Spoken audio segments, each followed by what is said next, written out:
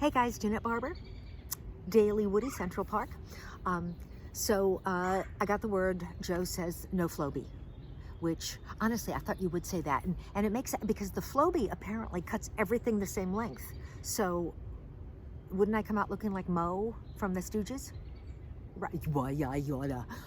I think it would look, as it is, I'm starting to look like a beetle. But here we are. Another day. So last night, you know what was occurring to me is the really great thing about quarantine is that, especially if you're doing it alone, is that you can go through your closet and dig out every ugly thing you have and walk around pretending you look really pretty. Who's gonna know, right? Last night, I was watching TV and I wore a unitard with a cigar and I looked stunning. I mean, honestly, I just did. I did, walking across the room, there was a little thigh friction, but caught the cat on fire. Don't be so sensitive, I put him out. Little unguentine, he was fine. But,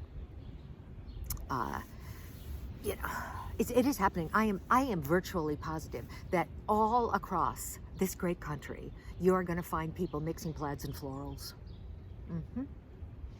Although that actually can be done. It has to be done incredibly carefully. But if you find exactly the right mix, it can be spectacular. I have a thing. They're very hard to find, but I have a thing for plaid pants. But you know, they're hard to fit into right now because the weight gain continues. I am telling you, my ass is getting so big. Well, now it's got its own moon, and I have a certain amount of fear that somebody's going to land on it. The Borg is on its way. Resistance is futile. But it's a problem. I had my keys in my back pocket. I sat down, I was able to open the door with my mouth.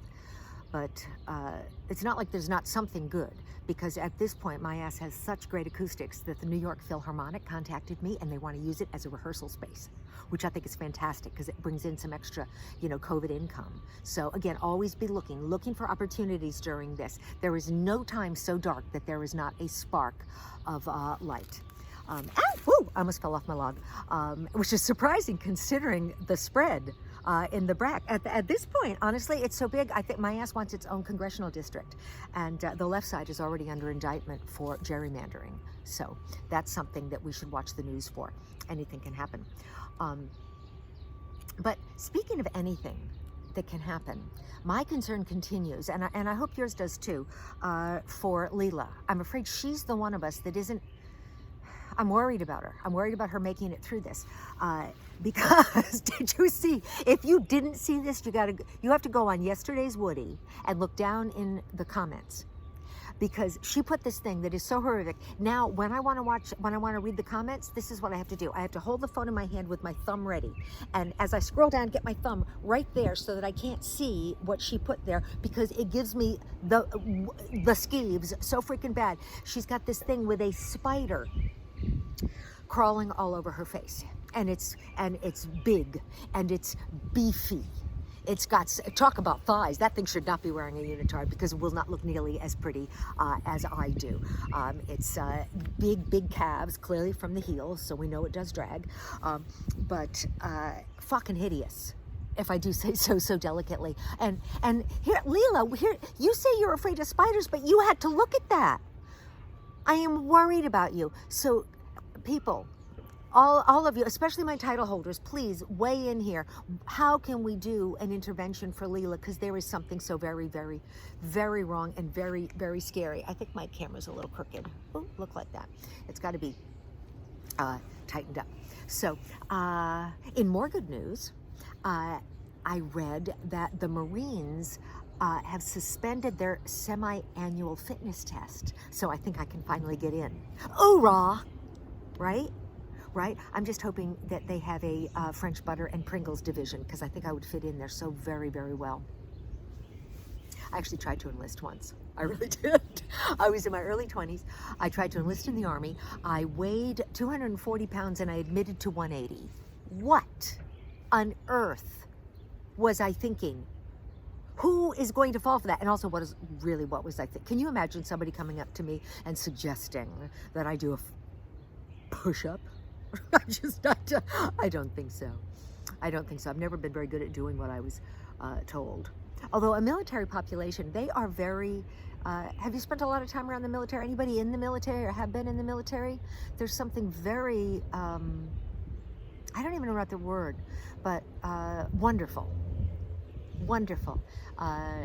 about them. Although they do drink and they do heckle. One time, I was doing stand-up, and it was at a military base, but it was in this country. Maybe it was Andrews? I think it's in Northern Virginia, whatever one I was at. So I go in, and I'm still, it's like the wind is blowing.